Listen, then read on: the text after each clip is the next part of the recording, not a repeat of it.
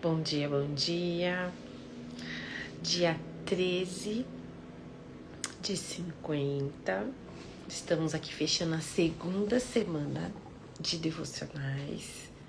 É isso aí, gente. Só falta mais 4. E é isso. Às vezes a gente pensa, nossa, que longo, né? Tô fazendo aqui o jejum no café da manhã. Mas passa rápido. Às vezes a gente, depois que passou, fala, nossa, até que foi tudo rápido. E é isso, porque é de pouquinho em pouquinho, todo dia você em contato com Deus, pouquinho em pouquinho, Ele vai te enchendo do Espírito Santo. É um trabalho de dedicação, compromisso, constância, que vai trazer resultado. Então vamos lá. Hoje nós vamos falar sobre o Espírito Santo no batismo de Jesus. E a passagem está em Marcos 1, 9 e 13. Eu vou ler aqui, ó. Nessa época, Jesus de Nazaré apareceu na Galiléia e foi batizado por João no Jordão. Assim que saiu da água, Jesus viu o céu aberto e o Espírito de Deus, à semelhança de uma pomba, descendo sobre ele. Com a visão do Espírito, ouviu-se uma voz: Você é meu filho, escolhido e marcado pelo meu amor, a alegria da minha vida. Olha que incrível. Primeiro, duas coisas aí incríveis, eu acho. Imagina quem tá em volta ouvir uma voz dos céus. Eu nunca ouvi isso. Eu ia ficar chocada, assim, abismada. E a segunda, o que foi dito? O que foi dito?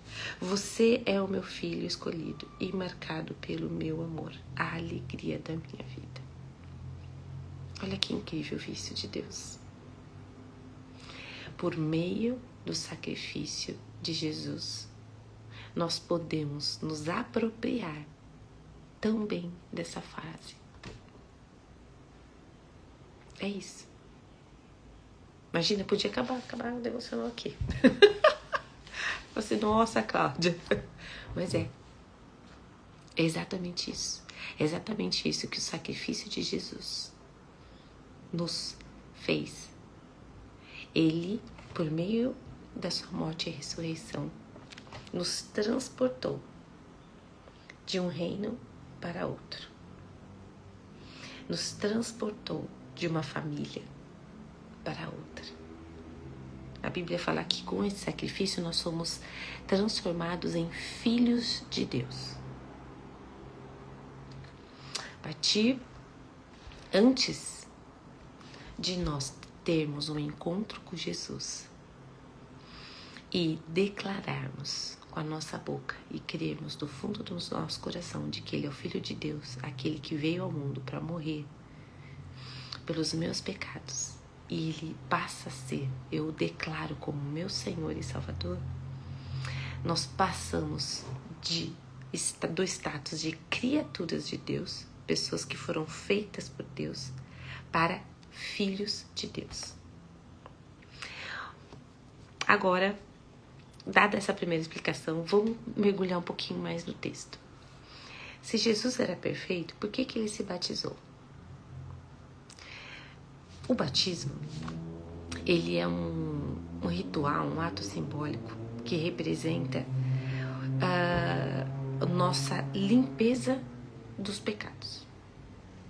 Então pensa, quando você toma banho é para quê? Banho é para você se limpar. Então aquilo é um simbolismo de que quando você entrava no rio, mergulhava, você saía dali limpo por Jesus, né? Além de também ser um simbolismo da morte e ressurreição de Jesus, porque você desce sobre as águas e quando levanta, você levanta uma nova criatura. Esse é o simbolismo. É um simbolismo, gente. Não é que você sai dali, os seus pecados foram esquecidos, sem dúvida, certamente, mas no momento em que você declara Jesus como seu Salvador, eles foram lavados pelo sangue de Cristo, mas é o simbolismo pra gente mesmo. O ser humano, ele precisa de momentos assim para viradas de chave na sua própria cabeça. Por isso que a gente tem rituais como um casamento em que a noiva entra, tem toda aquela pompa, circunstância. Por isso que nós temos formaturas que quando você se forma, você tem aquele rito de passagem, você recebe canudo. Por isso que na pessoa que é eleita, ela não tem o dia da posse, em que a faixa presidencial ela é transferida de um presidente para outro, etc. Por quê? O ser humano precisa desses rituais para que na sua mente aquela passagem seja introjetada. Até mesmo se você pensar um funeral. Você não tem o tempo em que a pessoa é velada, depois ela é enterrada, ou sei lá o que foi decidido pela família, né? Mas é preciso esses rituais mentais. Jesus é o nosso grande exemplo. Então, ele precisava vir, tanto é que assim, em outro livro, não sei se é, deixa eu só checar aqui se é Mateus ou que, quando mostra essa passagem do batismo, o próprio João fala assim: Jesus, sério mesmo? Eu que vou te batizar? Você que é perfeito que deveria me batizar, não eu, você. Mas Jesus, ele fala o seguinte: me cumpre, ou seja, é da minha responsabilidade, é necessário que eu cumpra etapa por etapa da vida do crente, vamos dizer assim, para que eu possa ser usado de exemplo de maneira perfeita, de maneira integral. Então, Jesus precisava ser batizado? Não precisava ser batizado. Mas ele precisava dar esse exemplo para nós. E o que também a gente pode mostrar nesse simbolismo do ato do batismo? Uma vida, declarar essa vida dedicada a Deus também. Essa marca, essa passagem. Eu morri para quem eu era, no ato do mergulho, e renasci para Jesus, no ato de levantar-se das águas, né? Isso é lindo, isso é maravilhoso. E aí, Deus traz e responde, né? A nossa dedicação, aquele momento de simbolismo de, olha, eu pertenço a Jesus. Por meio do quê? Do Espírito Santo. É o que aconteceu com Jesus. Ele tinha que ser exemplo em tudo. Então, o resultado desse exemplo, o resultado desse ato, também é o exemplo do que acontece. Jesus viu o céu aberto e o Espírito de Deus, a semelhança de uma pomba, descendo sobre ele. Ou seja, no momento em que ele mostrou pra gente como se morre para si mesmo e se levanta e ressurge, ressuscita como uma vida dedicada a Deus, qual é o reflexo disso? O Espírito Santo. No momento em que você declara com a sua boca e com o seu coração queimando por Jesus, de amor por Jesus, o seu espírito é recriado e passa a ter a companhia do Espírito Santo. É isso que Jesus quis mostrar e ensinar, o que acontece quando a gente se batiza. E o reflexo disso também é: você é o meu filho, você passa a ser filho de Deus e não mais criatura. Escolhido e marcado pelo meu amor e a alegria da minha vida. Que combustível, né? Que combustível é esse? Maravilhoso, incrível. Porque logo depois, Jesus vai para o deserto para o período de 40 dias de jejum. Ele precisava dessa declaração introjetada dentro dele. Ele precisava demais, porque ele ia passar 40 dias sozinho, com fome, no deserto, sem estrutura, de uma cidade mesmo que pequena como Cafarnaum, mas tinha mais estrutura que um deserto, e ainda para ser submetido à tentação do diabo. ter em mente o que Deus declara sobre nós em momentos de deserto é essencial, não é? Então pensa assim, momentos que Jesus estivesse mais triste, mais abatido pelo jejum, e fala, não, meu pai disse que me ama, meu pai disse que eu sou a alegria dele. Isso é um combustível tão grande. Na época que minha mãe estava passando por um tratamento de câncer, né? Nós recebemos várias palavras vindas do Senhor e a Bíblia foi uma companhia muito preciosa, importante, essencial, crucial na minha vida naquela época. Como ainda é, óbvio, né? Mas aquela época ela teve um peso enorme. E na tentação de Jesus, ele fala, nem só de pão verá o homem, mas de toda palavra que sai da boca de Deus. Eu imagino que era essa palavra que ele estava se baseando, toda a Bíblia do que tinha até então, a Torá, né? Mas essa palavra eu creio que foi tão importante. Porque quando ele foi desafiado pelo diabo a transformar a pedra em pão, ele falou, não, o pão não é a única coisa que importa na minha vida.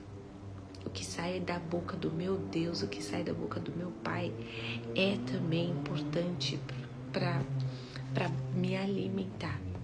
E isso aconteceu muito comigo naquela ocasião.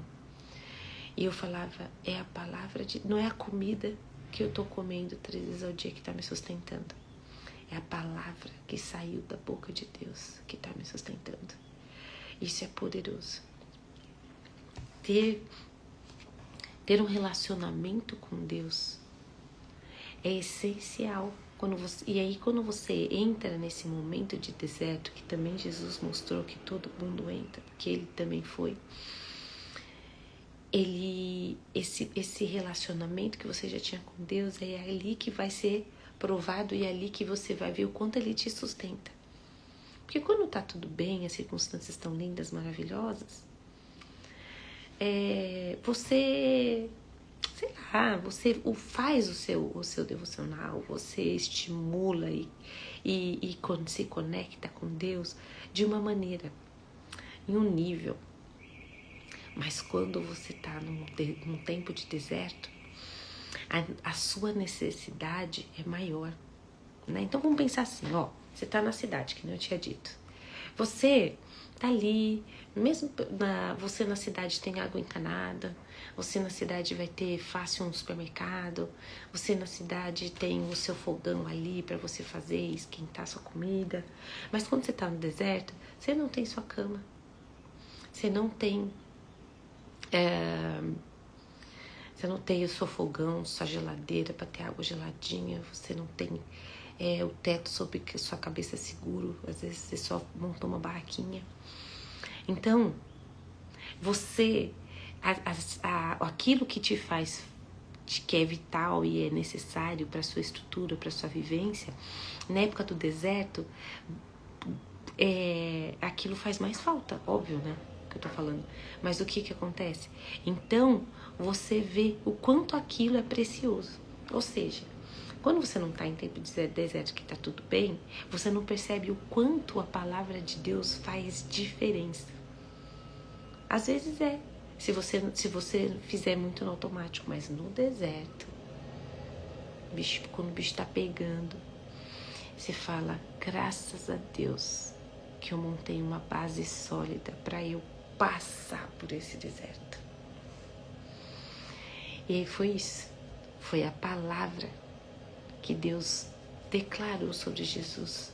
Ele é o motivo da minha alegria, ele é marcado pelo meu amor, que sustentou ele no tempo de deserto e o que sustenta a gente em época de deserto. É isso, meus queridos. Eu desejo para vocês uma ótima sexta-feira. Vamos orar e agradecer por esse tempo de comunhão com Deus e comunhão juntos. Senhor Deus, nosso Pai, quero te agradecer por mais um dia de vida, por mais um dia de sustento, por mais um dia em que eu posso desfrutar do teu amor. Pai, obrigado por essas declarações que o Senhor faz sobre nós, em que a sua paternidade ela é reforçada, porque a palavra que sai da boca do nosso Pai é aquela que forma e que ajuda a trazer a nós a nossa identidade. E essas palavras que vêm de Ti, Senhor, são sempre palavras essenciais, amorosas, cruciais para basear a nossa vida. E nós queremos Te agradecer por isso, porque nós não somos carentes da Tua palavra. Nós não somos carentes da manifestação e da declaração do Teu amor. E eu quero Te agradecer por isso, Senhor. Em nome de Jesus. Amém. Ótima sexta, gente. Beijinho.